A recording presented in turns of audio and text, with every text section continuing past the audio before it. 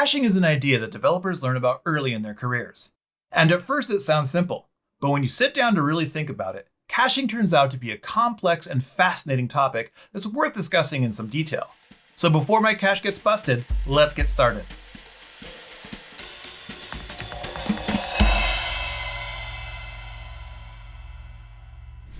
So what is caching? According to our old friend Wikipedia, a cache is a hardware or software component that stores data so that future requests for that data can be served faster. The data stored in a cache might be the result of an earlier computation or a copy of data stored elsewhere. As an example, when you log into Twitter, you're greeted with a long list of tweets from the users you follow. The list you see has been created beforehand and cached, rather than gathered and assembled on the spot. This ensures a great user experience. Essentially, when your backend systems aren't as fast as you'd like them to be, a cache gives you a holding pen for quick retrieval and thus a faster response time. Response time refers to the amount of time, usually in milliseconds, that an application takes to respond to a user interaction. When caching is part of your architecture, you can often reduce response times from hundreds of milliseconds to less than a millisecond. At the same time, you're reducing the load on your backend services and getting more from your existing hardware. And most importantly, your users will benefit from faster interactions with your application. So now that you know what caching is and why it's important, let's look how a cache fits in your system architecture, and let's also review a basic caching algorithm. The backend receives a request and then queries a disk-based data store to retrieve the necessary records. Let's say that each request takes around 75 milliseconds to fulfill. This might not seem like a long time, but remember, this is just one backend request. It's often necessary to make multiple requests to render a given view in an application. 75 milliseconds doesn't give us much wiggle room, especially if we're under load. If we ever need to scale, or if we're lucky enough to go viral, the extra load will add up, creating bottlenecks, blocking, and high latency. And remember, latency is the new outage. Enter the cache. In this case, our cache is a Redis database. Redis stores its entire dataset in memory, which makes it an ideal choice for caching. Imagine taking that initial 75 milliseconds response time and reducing it to less than a millisecond. That's quite an improvement. Now when our application receives a request, it first quickly checks the cache to see if that data is already at hand. If so, great. We call this a cache hit. We can send the data back to the user right away rather than accessing the original data store. If the data is not in the cache, we call this a cache miss. We then process the request to the original backend data store as normal. This is a great opportunity though.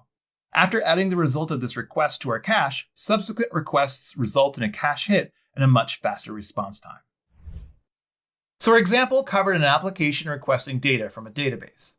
But caches are used for all kinds of services, not just legacy relational databases, but also microservices and third-party APIs. Why is that? Well, it comes down to speed and cost.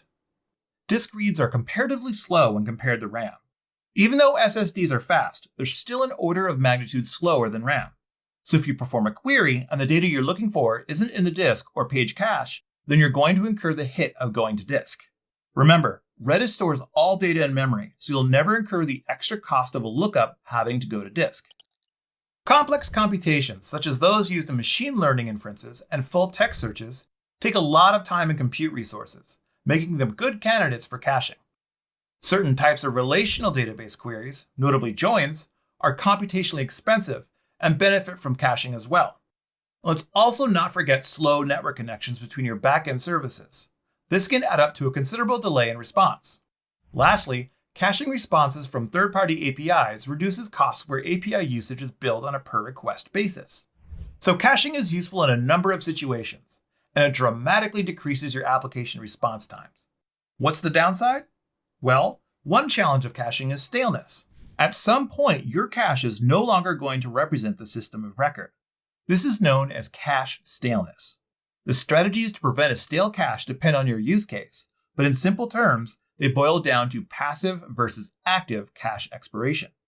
We can set a TTL on each cache entry to passively clear out cache. TTL means time to live, and it usually is measured in seconds, minutes, or hours. It's like setting an expiration date. After a defined amount of time, the data will be automatically deleted, ensuring we do not store outdated information forever.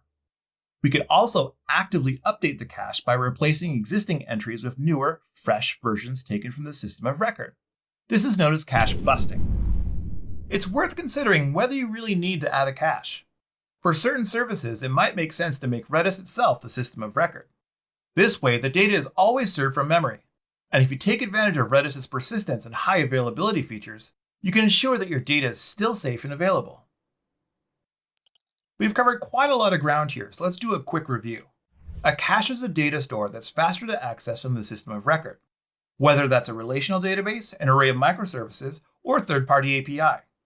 Caches store a copy of frequently requested data in memory, saving your application from repeating the same calls to your backend. Caches become stale when they get out of sync with the system of record, so you need to make sure that you employ an expiration strategy to ensure that relevant, fresh information is always in the cache. Thanks for joining me in a quick exploration of caching. Stay tuned for future segments where we cover different caching strategies, geodistribution, replication, and persistence. Keep learning and stay fast.